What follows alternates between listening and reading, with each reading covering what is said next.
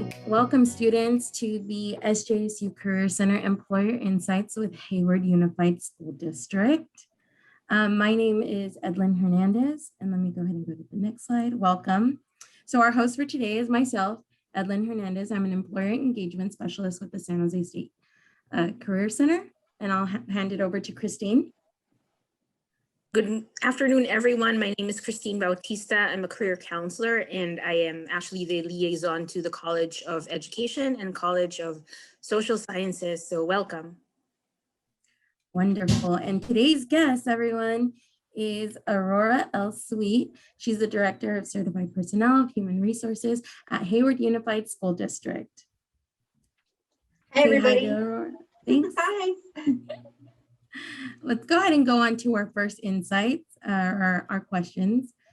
So Aurora, can you tell us a bit about your role at Hayward Unified School District and how you got started in your field?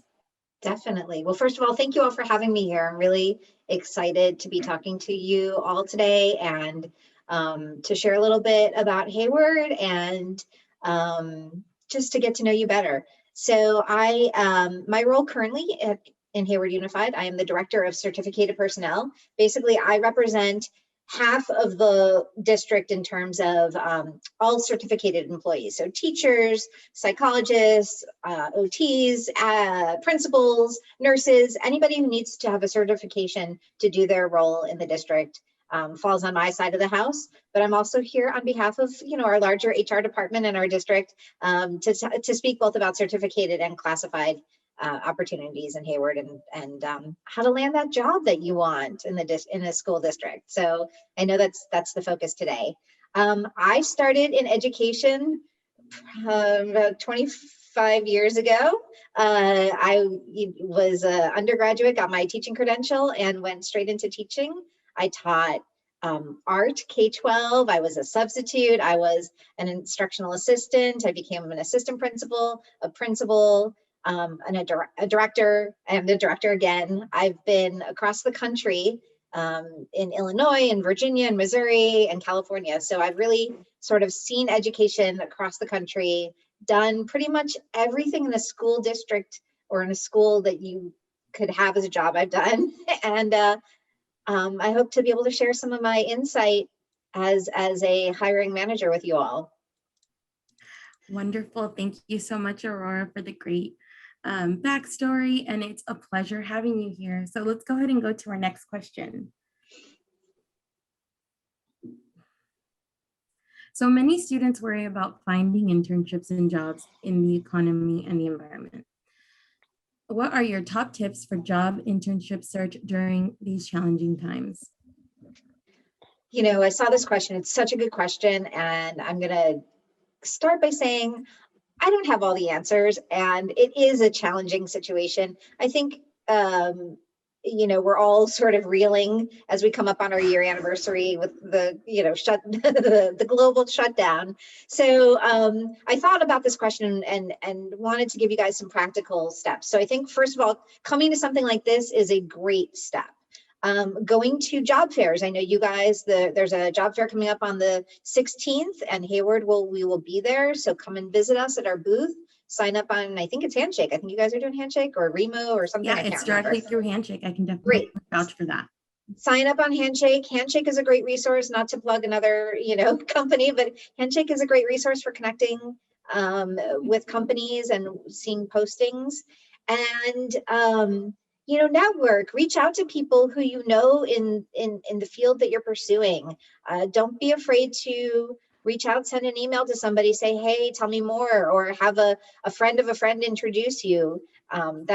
It feels awkward, but everybody, who I've ever reached out to in my career has always been willing and interested to talk to me. And then cover letter and resume. I know we're going to talk about that more later. We're going to talk about the letter later. So I'll give some tips later on, but those are important. So we'll dive into that deeper. And then finally, my last thought was be open to other opportunities that get you into the door of what you want to do. Don't shut yourself off from exploring adjacent opportunities. So a good example that I would say is if you really want to teach in, Hayward Unified School District and you don't get that job that first time around, come and substitute with us, right? That's an adjacent opportunity, but you get in, you get your name known, you get connected with people in the district, and you really get some on-the-job experience, right? That you can then translate into that next interview and that next position. So those are my big earth-shattering tips. Hopefully they'll help you think about this process a little bit more and take some stress out of your thinking about this.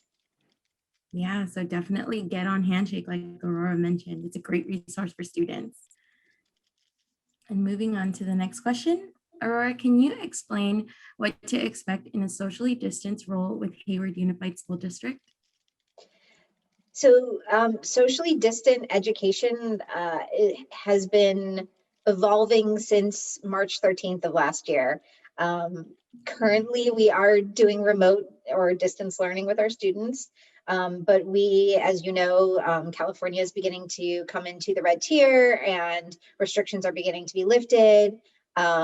So we are beginning to craft in-person opportunities for students. They're small cohort-based opportunities while still maintaining our synchronous and asynchronous online instruction. So it's changing, it's just evolving, and I don't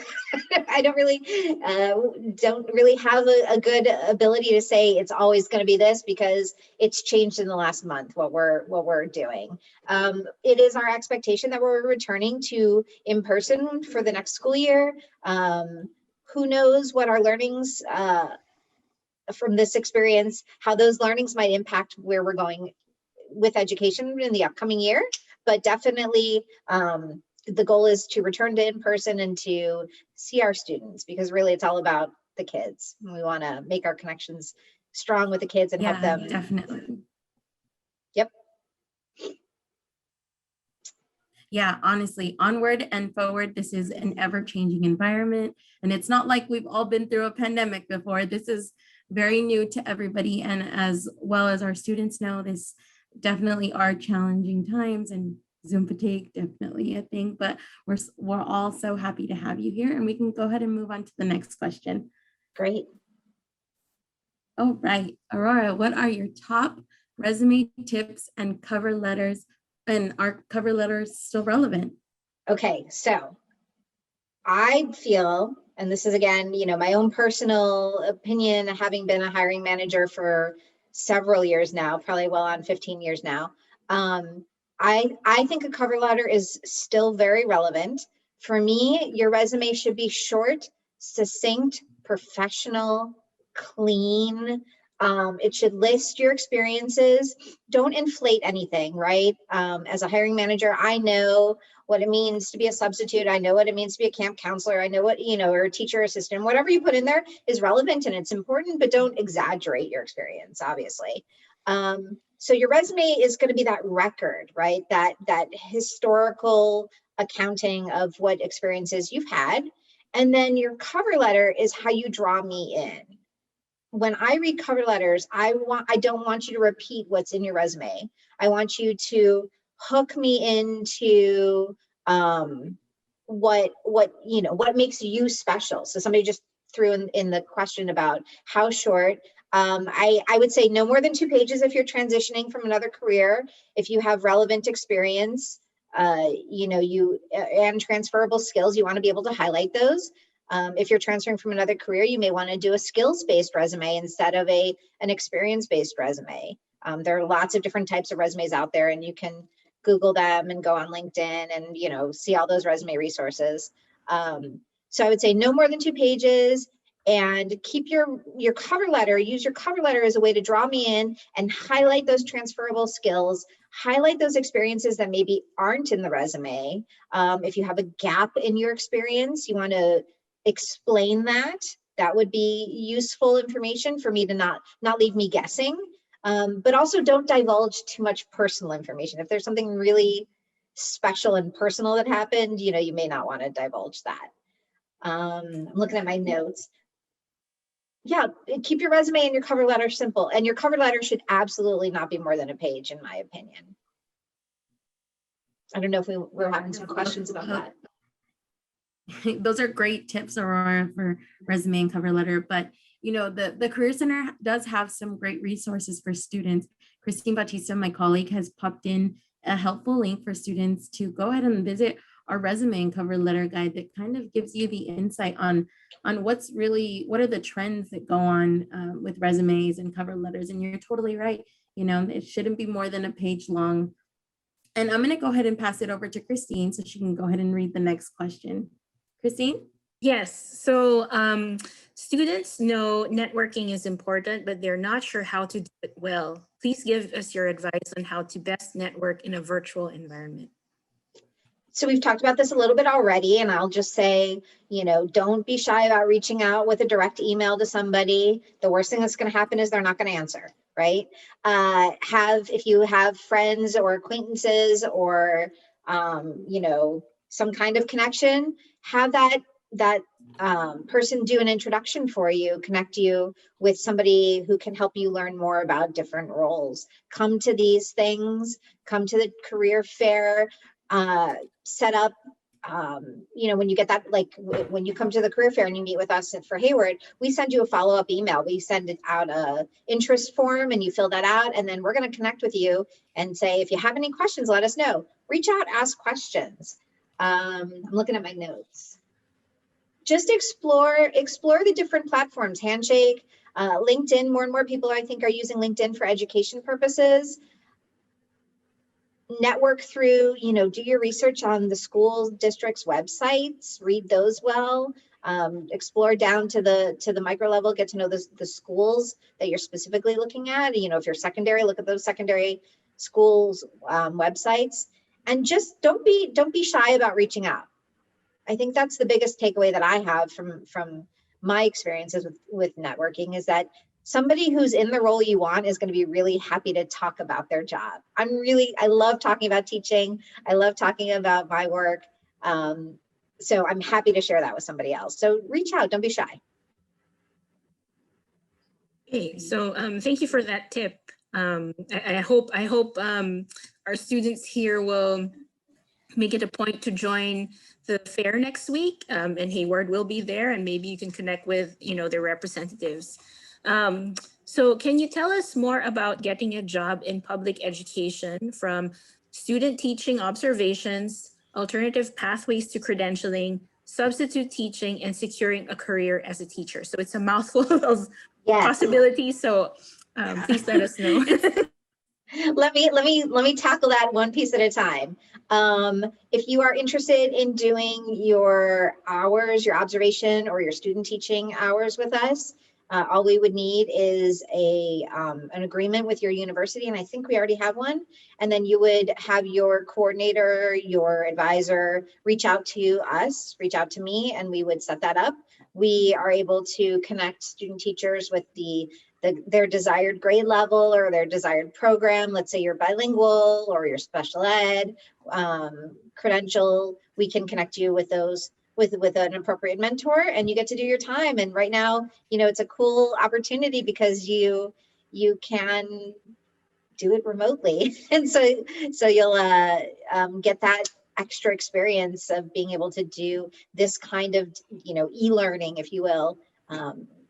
That's really a neat thing to have under your belt.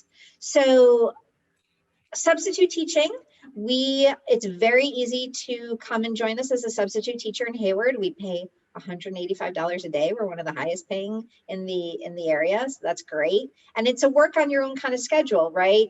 If you have classes on Tuesdays and Thursdays, but nothing on Mondays and Wednesdays and Fridays, come substitute. It's a good way to get your foot in the door, as I said. Be open to other opportunities. This is that kind of opportunity that lets you connect.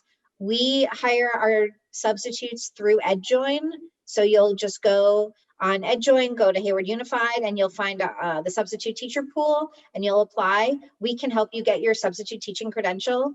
There are a couple different kinds, and so we can talk to you about where you are in your program, if you've met certain requirements, and we can help you find the right substitute teaching permit for you. You asked me about alternative pathways and securing a career as a teacher. So let's talk about teaching in general. EdJoin, if you haven't spent any time on EdJoin, that is the primary way most school districts, public school districts and private now these days, are hiring people. So we have all of our pools posted for the upcoming school year. We don't hire for site specific, we hire for the district and then work to find the right match with you for the right school, for the right program.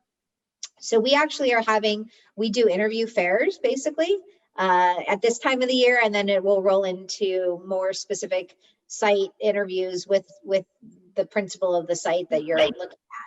And so have a great cover letter, have a great resume, put your information into EdJoin, apply to our pools, and then we'll be screening candidates and inviting candidates for our interview fair.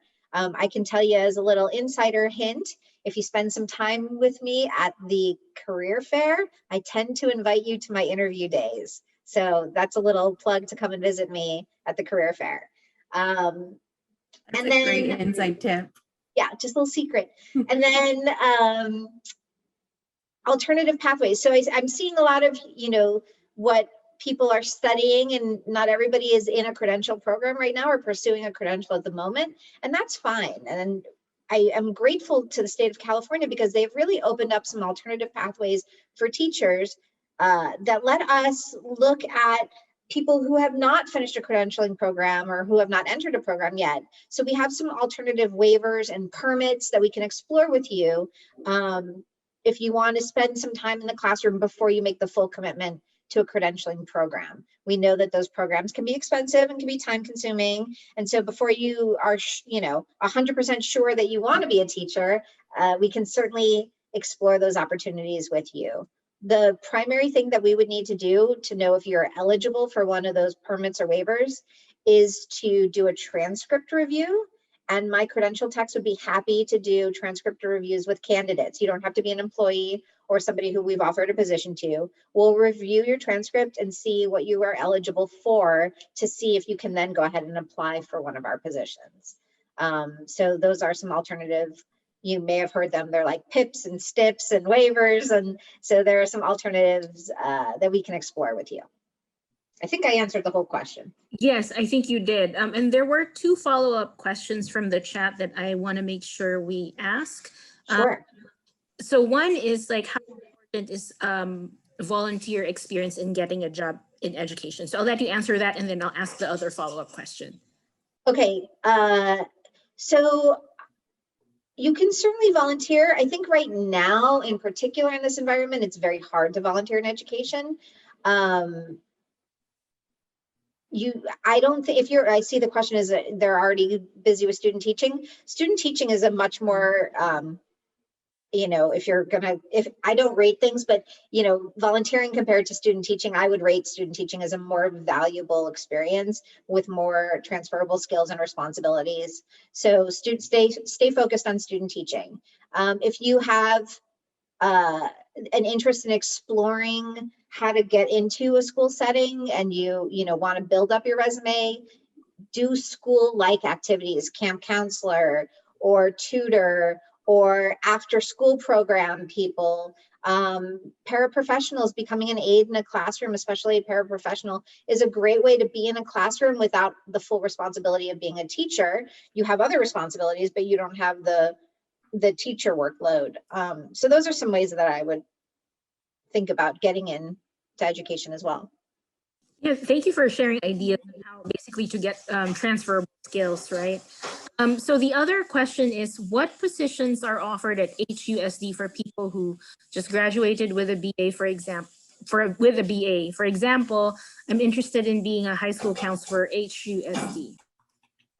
Yeah. So again, this gets into the adjacent jobs, right? So to be a counselor, you will need that credential. But there are adjacent jobs where you get to work with students in different kinds of capacities that could give you those skills to then work towards becoming a counselor. So I'm thinking right now of like our child welfare and attendance department, right? You could work on supporting students with, poor attendance and helping them with those sorts of challenges and how to overcome them. You don't need a credential for that position. Our after school programs are a great way to connect with students and, build up some of those skills, help them with, their homework and organization and planning. Those are all sort of counselor-based skills, counseling-based skills that can then be brought into that counselor role. Similarly, again, paraprofessionals, it's a great way to be in the classroom and see what's happening in the classroom and see how you can support students. Thank you for that. I think another follow-up question just popped in before I ask the next question, because I think this is a good question to ask too. What is the process of becoming a substitute? Is it that we mail in the forms to CTC, then wait for an acceptance notification? So there's the hiring. You need to be hired with a district, right, where you want a sub, and you'll need a substitute permit. I would say as a individual, don't go ahead and apply for the substitute permit. Wait and talk to us, because there are a couple different levels of substitute permits. And so based on how much, if you finished your program, based on what you have, where you are, we may be able to get you what I consider a little bit more of an all access sub permit. So there's the basic 30-day sub permit, which allows you to sub up to 30 days in one assignment for general education, or up to 20 days in one assignment for special education. And once you've completed that assignment, if you have that permit, you cannot continue. You need to move on to a new assignment. But then there's also a temporary permit for statutory leave. See, I'm getting very technical right now, but that TPSL is the same basic sub permit plus. And we like to have our candidates get the TPSL, which requires a little more information. We need to know what courses you've had. And then you'll be able to not only do the 30 days and the 20 days, but if you are filling a leave for somebody, if somebody's out on maternity leave or medical leave, you can stay in that classroom if you have the endorsement for your TPSL in that area. So if you have it in multiple subject, you could stay in a third grade classroom while that teacher's out on pregnancy leave until she returns. Or you can stay in that special ed classroom until that teacher returns from medical leave. The TPSL gets you a little more. And so we like to work with our sub candidates to help you get the appropriate permit based on what your interests are. And again, if you can long-term in a position, if you can be on, cover somebody for an extended period of time because they're out on leave, that really gets you that true, authentic teaching experience without being the classroom teacher, right? You're responsible for the class. You do have all the duties. It's not a one-day kind of thing. You really get to build relationships, and then you get to be known in the school and the district as somebody who's had this experience. So back to my beginning statement, I would encourage you, if you're applying if you want to be a substitute, let us help you apply for that sub permit so that we get you the right one. Thanks, Aurora. I see that there are other questions coming up, but I think I'll reserve that later because I think we have two other questions. Sure. So on to the next question first. So can you share with us how your organization supports diversity and inclusion in the hiring and development of employees of various backgrounds and experiences? Absolutely. I love this question, and it is a huge question, and so I'm not going to be able to answer all the pieces, but I can give you some highlights as to what Hayward is doing right now. First of all, over the past probably 5 years, we've been doing a lot of work on culturally relevant teaching practices. We've spent some time working with Zaretta Hammond and some other experts in the field. So we're thinking about what our role is as educators and how we respond to our students in Hayward. Hayward is ranked as the 5th most diverse city in the country, and we have over 50 different languages spoken in the homes of our students. So we really want to be responsive to the diversity our students bring into our organization. It's important to us that we have role models in our schools, and I'm not saying teachers or principals, I'm saying role models, right? role models in our district and in our schools that look like our students. We have a very diverse student population, and we have a very diverse staff in Hayward, our overall staff. And that's a priority when we're doing our hiring. I'm attending all kinds of job fairs to reach out to ensure that we have diversity in our candidates, and not just in our race or ethnicity. I'm looking at gender identity for our candidates. We know typically that elementary education is overrepresented by females. So if you're a male elementary candidate, I really want to talk to you. And then we also have in Hayward a bilingual education program at 12 of our elementary schools. We have a dual language immersion program. One of them is in Mandarin, and then the others are in Spanish. And so we're looking for language diversity. Teachers who can teach in our bilingual programs are a high priority for us. And then finally, diversity in experience. And that's a spectrum of, or a dimension of diversity that I think sometimes gets neglected. So it's not just people who are new to the profession. We definitely hire those. 67% of our hires last year were new to the profession, had a year or less of experience in the classroom.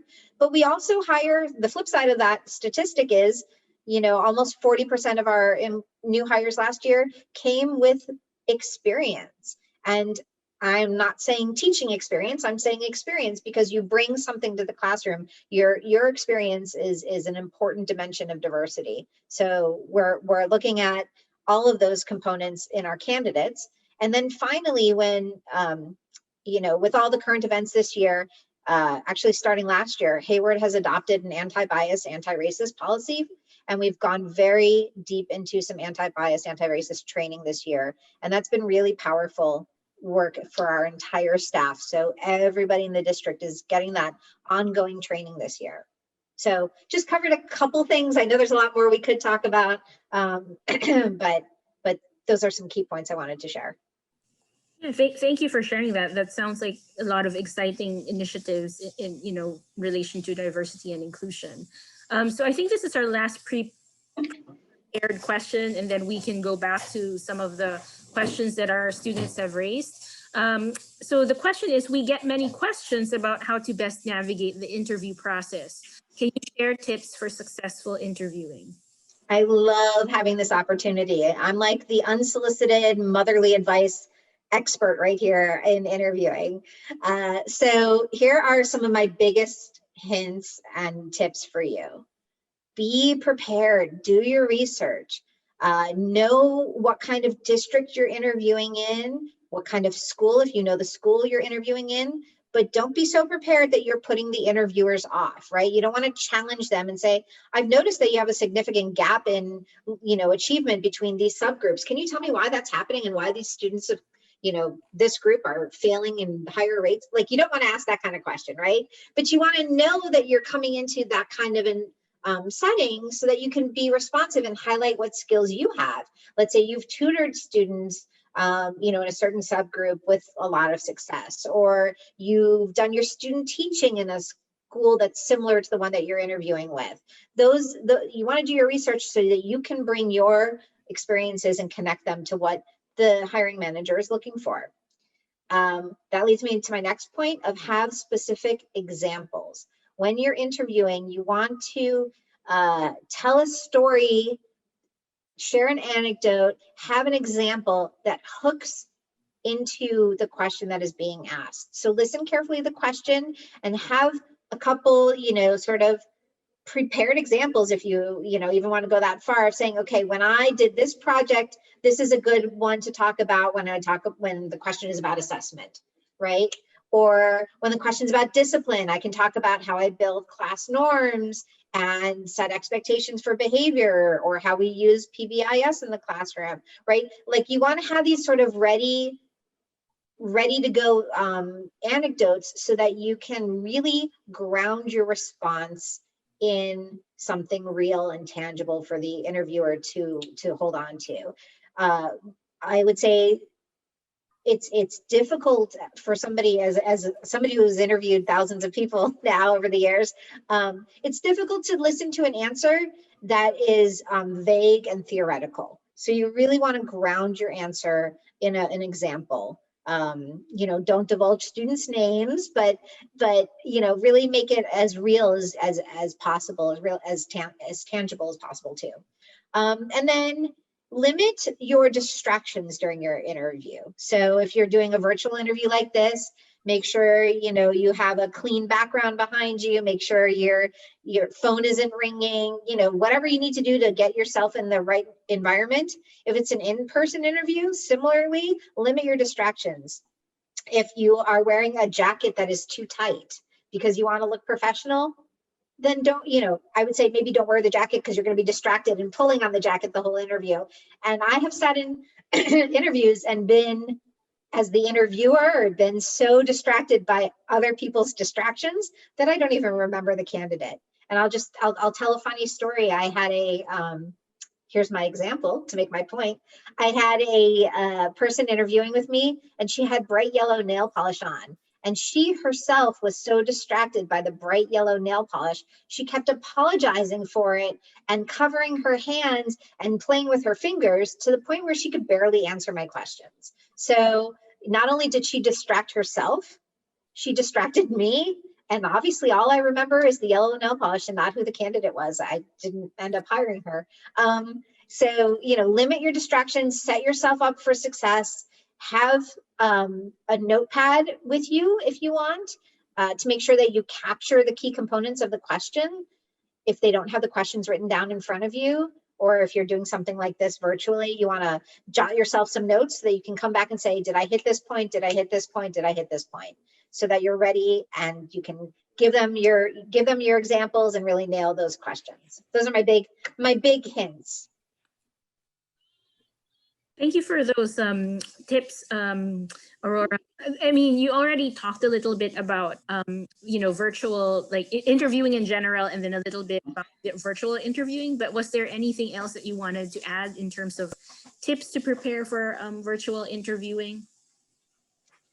Virtual is super hard, and it's hard to know if you've connected with the little 1-inch by 2-inch windows of people who are on your screen, right? So what I would say, and as weird as it may feel, or as silly as you might feel doing it, prepare and practice. Practice with somebody from school, somebody who's in your cohort maybe. Spend some time practicing those questions. You can predict what the questions are going to be. And this applies both for virtual or in person, but especially where you don't have that feedback of people nodding, leading in, taking notes in front of you.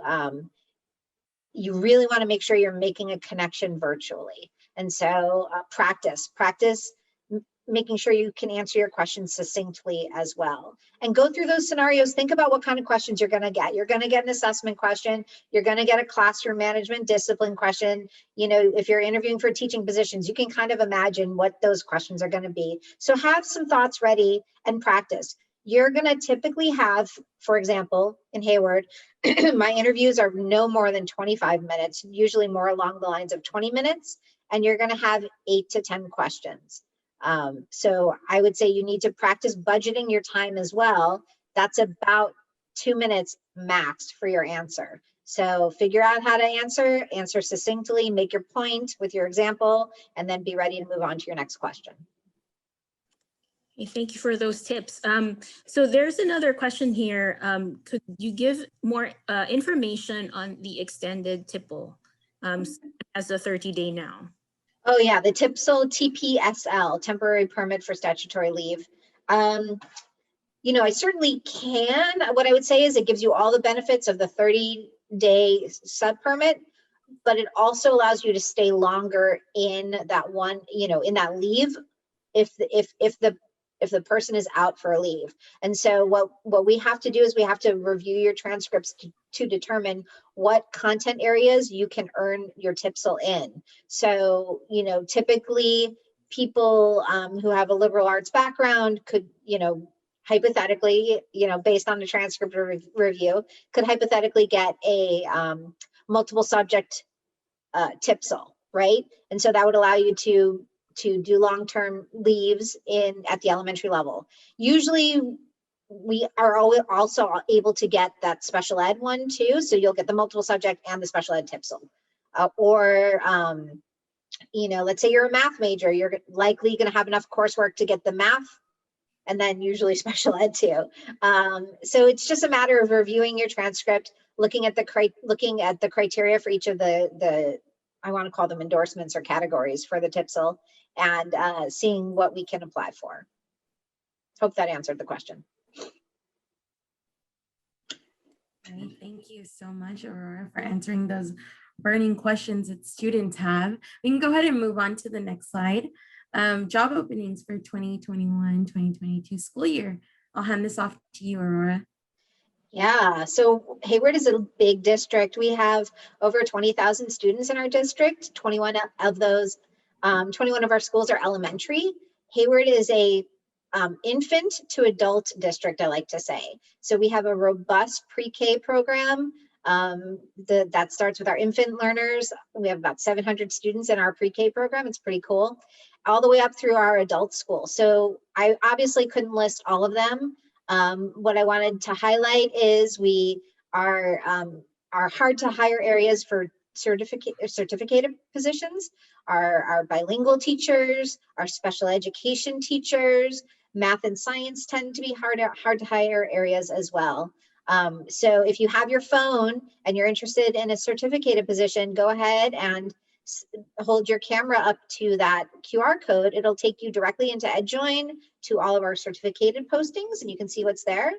Classified, if you're interested in a classified position, that is if you think of the whole school district, right? It's not just the positions that are in the classroom or in the school building. There's a whole infrastructure that exists to support the running of schools and to support students. And so classified positions, you can see our special education paraprofessionals, library media techs, office specialists, custodians, food services.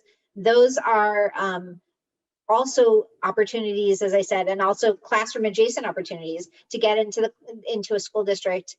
HR, right? We're always hiring for these roles.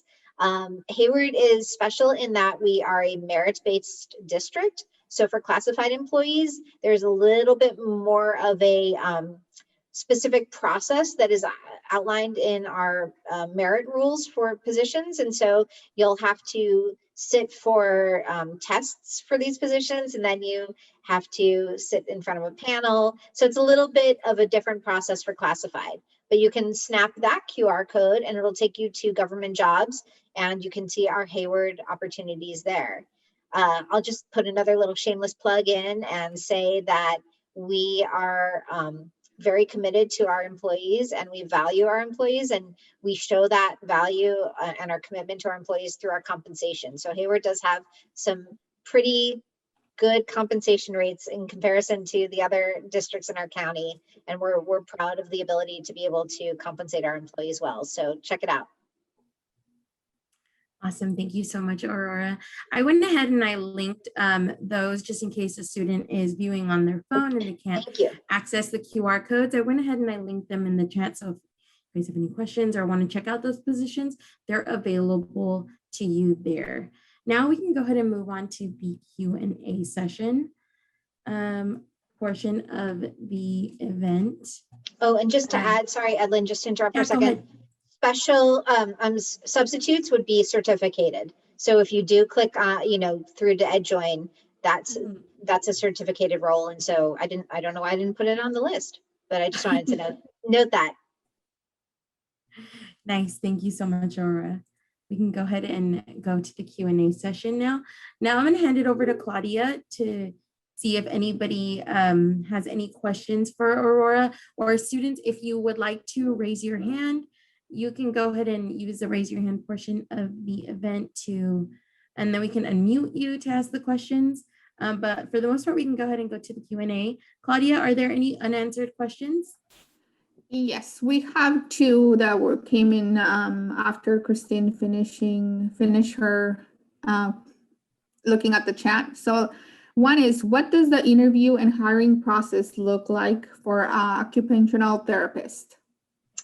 Yes, so that is what I'll say is, in general, our district, we have decentralized interviewing for the most part. So if it's a specific role like an OT or an SLP, you will likely interview with somebody in the special ed department, some supervisors, admins, and hopefully people who are also in that role. We typically do a panel interview, at least 2 people, if not more, to give you an opportunity to both see, to be interviewed as well as to interview the panel. And that's a great little interview tip too, is totally forgot to mention that. Come prepared with a question or 2, right? Don't come unprepared without any questions. At the end of each interview, somebody's going to say, do you have any questions for us? I always end the interview that way. And so have a good question that'll give you information about the team or the position or the department or the school site. So you'll know whether or not you're a good match for the team, because interviewing is a 2-way street. It should be about you being a match for them and them being a match for you. So that being said, for something like an OT, it's going to be a small panel interview with questions typically both pedagogically based, theory based, as well as probably some scenario based questions as well. Yeah, great. Thanks, Aurora. I did get a direct question from Catalina Rodriguez, and she asks, I will be graduating with a BA in Child Adolescent Development. What job can I apply for with the Hayward Unified School District? Yeah. So one thing that I would want to do, Catalina, is review your transcripts, have somebody spend some time to look at your transcript. Certainly any of the classified positions that look of interest to you, a paraprofessional might be a great opportunity, an after school program might be a great opportunity, but you may also be eligible for one of our permits or waivers. And so we would want to do a transcript review to determine if you are eligible and what role you could apply for. Wonderful. Thank you. Claudia, do we have any incoming questions?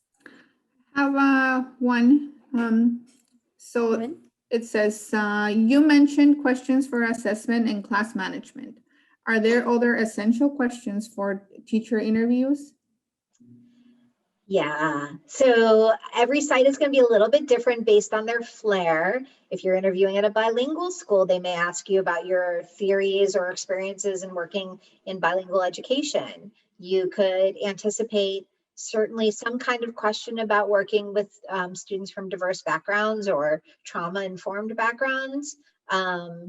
You could probably anticipate I would definitely anticipate some scenario-based questions, like what would you do in this situation? Sometimes schools ask questions about relationship building with parents. That could be something that could come up as a question. I think too, what you want to do is when you're doing your research, think about what the school is highlighting in their on their website and in their materials.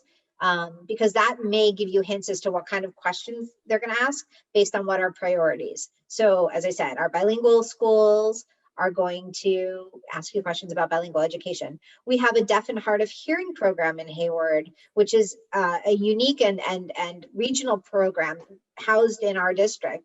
And so, maybe you're looking to apply for that and you want to make sure you're up to date on that program and how we serve students in our deaf and hard of hearing program. So get a sense of what the school is, but you can pretty much always assume there's going to be a discipline question, there's going to be an assessment question, there's going to be a programmatic curriculum question of some kind. Just kind of think about the different jobs that or different responsibilities that you have as a teacher and prepare for yourself some of those questions. Think, what would I ask a candidate? And then practice answering that. Certainly, if you're applying for a special ed position as well, there's going to be a question about case management, IEPs, goal writing, that sort of thing. Great, thanks. Claudia, next question. So how soon where can we apply for the TIPSL? If you are interested in applying for a TIPSL, what I would love for you to do is go ahead and apply on EdJoin to our substitute pool. And then I'm going to throw my email into the chat. Send me an email that you've applied. We'll review your application, and then we will help you. If we're offering you a position, we will help you to get your TPSL. Okay? Great. I do see a question from Philip. He wants to know, how important is a letter of introduction? And if so, like, what should it contain compared to a resume and a cover letter? I would say cover letter and resume are the only ones that are necessary. Letter of introduction has become, in my opinion, synonymous with cover letter. So the purpose, the intent behind the letter is more important than anything else, right? It's to grab the reader. I look at, as I said, thousands of these every year. Grab the reader, grab my attention, make sure it's well written, make sure there aren't any typos or errors, and fill in any blanks, highlight your specialness, right? Your work at a summer camp with autistic students and what that was, why that was meaningful to you. Really use that cover letter to tell a deeper story. That's the strength of the cover letter. Yeah, awesome. Thank you, Aurora, for answering that question. And throughout this time, Christine and my team has been updating the chat with helpful links for students. So if you are in need of any tips for your resume or your cover letter, just go ahead and scroll through the chat and we can refresh those links there as well. But moving on to the next question, I do see a question from Yesenia. She asks, I'm graduating in what feels like an awkward time, December. What would you say would you say that she's at a disadvantage for searching, or should she start applying now? Yesenia, I think it just kind of depends on what's happening in the school districts. We have early retirements. We have people go out on extended leaves. We do have the ability at times to hire people on temporary contracts. When somebody is having a baby in December and they're going to be gone for the rest of the year, we would hire somebody on a short-term temporary contract for that position. So I think you may want to start applying now just to make connections, just to have some of those interviews. It's never say no to an interview. Always go to an interview, always have the practice, right? Get that experience. And you know, see if you like the school, the district. But there will be fewer jobs in December. I do want to acknowledge that. I don't want to make it seem like you'll easily, you know, snap and get a job. There will be fewer jobs, but if you are substituting in the district, for example, if you're substituting in Hayward while you're doing your student teaching, you know, for the first half of the year, if you're doing your student teaching with us, we have at times been able to hire student teachers to contracts, and then you know, you're with us, you do your student teaching, and then you are just continuing in your classroom. There are lots of possibilities. So I would say start applying now, make connections, and then have those conversations with the hiring manager about what you're looking for. Great, thank you. We do have another question from Shreya. She wants to ask, how do you navigate applying for schools outside of California?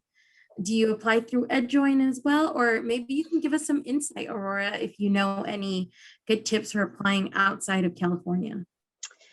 Yeah, it's been a little while since I've worked outside of California, but I do believe EdJoin does cover other states. What I would do is do a little triangulation, a little research using EdJoin, find districts that you like, go to their human resources page and see how they post jobs, and they may route you back to EdJoin, or use resources like LinkedIn, like Handshake, to see where those jobs are and how they want you to apply. Awesome, thank you so much. I do see a question from Evelyn, and she wants to ask, what should we ask a letter of recommendation to include? That's a great question, Evelyn. Yeah, that's a good question. It's a really great question. So letters of recommendation need to really speak to your skills, right? You really want somebody who can say, I've seen Evelyn's teaching and she's a dynamic teacher, and here's why she's a dynamic teacher, right?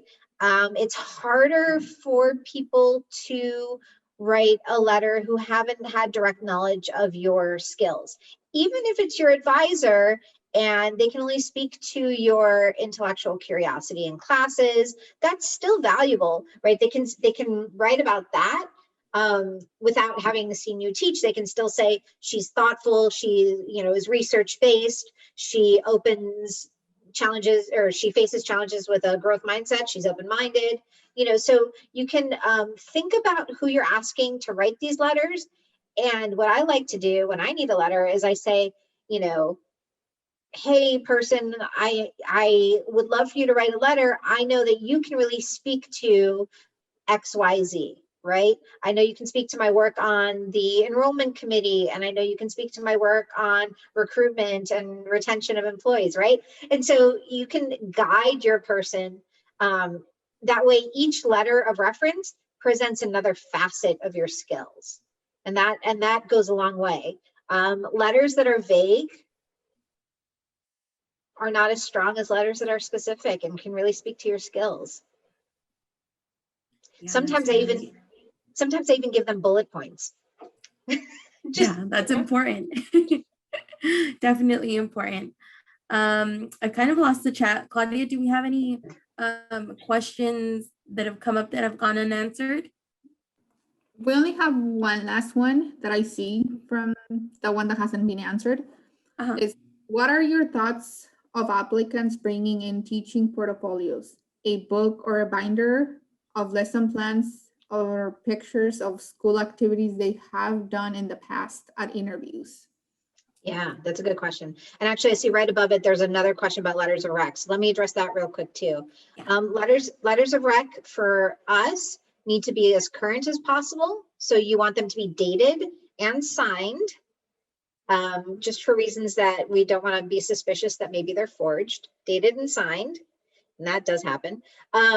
Dated and signed, and from supervisors. We require in Hayward that you get them from 2 supervisors. So supervisors is a very broad term, right? But letters of rec shouldn't be from a classmate or a partner or a colleague. It needs to be somebody who is responsible for overseeing your work. Now, getting to the teaching portfolio, this is completely a personal opinion and preference question. I am not a fan of that. And here's why. I think that sometimes candidates get caught or distracted, if you will, or bogged down by having that portfolio in front of you, and you're busy flipping through the pages to find something, and then you're not really focused on that, responding to that question. And so remember I said earlier, limit your distractions, right?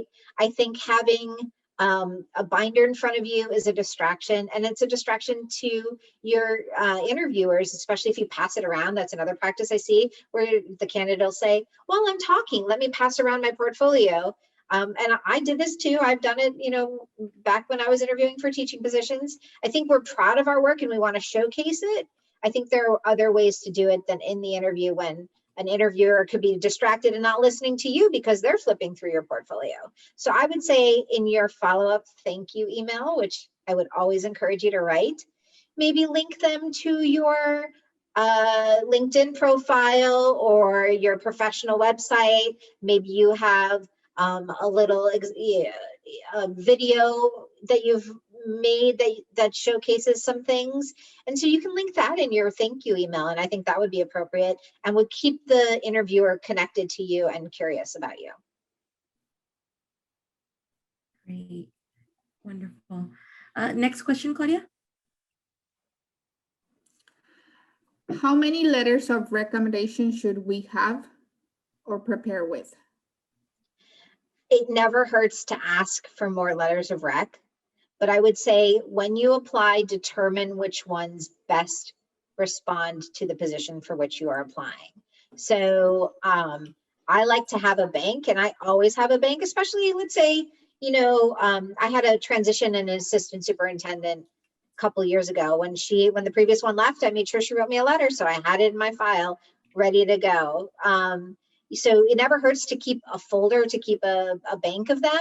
And then you go and you read through them and you say, oh, this one really speaks to my work with underserved populations. This one really speaks to my bilingual skills or my special ed experiences. That's going to be great for this job. And then don't attach more. Sometimes we have candidates attach like 25 letters and I'm not going to read them all. I think we ask for 2 or 3 and that's truly all I'm going to read, if that. Great. That's a great tip. Go ahead, Claudia. I see a few questions popping in. Okay, so Philip is asking, I have a question on the preliminary credential. Is that the same thing as provisional license related to out-of-state teaching? Ooh, so these very specific credentialing questions, Philip, I'd be happy to connect you with one of my credential techs and we can talk about your specific situation. Typically, teachers in California initially get a preliminary credential, and then you have a couple of years to clear it through your induction program. As a little plug, Hayward has an in-house induction program, which is a huge benefit to employees as they're looking to clear their credential, because that means it's in-house, the resources are here, and it doesn't cost you anything. So just put that as a little note somewhere for yourself when you're interviewing and looking at districts. So typically that's how we support new teachers, is helping you clear your preliminary credential. If you're coming from out of state, you really do want to work with a credential technician or somebody at your university who can help you answer some questions about what you already have, because some things transfer and some things don't, and it's really a question of what the commission is going to grant in terms of your credentialing. So that's a very nuanced question that you probably want to get some more specific support with. Great, thank you. Looks like we probably only have time for one more question. Go ahead, Claudia.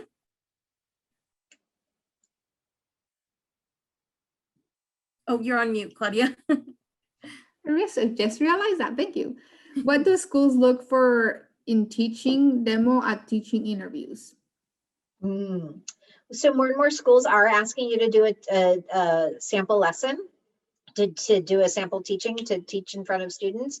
For me, and I can only answer, for myself, but I do obviously train my principals on how to interview. I am looking for, both in your interview and in your demo lesson, how you connect with students, right? Do you like being with kids? Are you passionate about what you're doing? Are you able to clearly explain or demonstrate or make connections for me, both in the interview and in the sample lesson? Are you good at explaining things? Are you good at connecting? And are you using different modalities to reach students, right? Are you thinking about student wait time, or how you differentiate? Are you providing sentence frames for our English language learners? How are you scaffolding it for your students with IEPs? Really, I want to know that you're thinking about these things. And then for me, it's also important, usually after a demo lesson, I would have you come back and talk to me about how it went. Are you reflective? Well, are you thoughtful about what you could do differently? How you could improve, how you could reach the students you didn't reach? Those are kind of some of the things that I would be looking for if I were doing the interview. Yeah, great. Thank you so much, Aurora. I just want to take this time to really thank you for joining us for this great employer insights. And for students who didn't get their questions answered, Aurora will actually be at the Spring 21 Education and Public Services virtual job fair next week. It's going to be hosted through the platform SJSU Handshake. So if you haven't connected or scheduled any time, go ahead and check out the times available to meet with employers. And if you guys, thank you so much for participating. We would love your feedback on this type of event. So Christine's going to go ahead, or Claudia's going to go ahead and pop in the link in the chat, and we'd love to hear your feedback. Thank you so much, Aurora, for taking the time out of your Friday to meet with our students and kind of answer these burning questions that they might have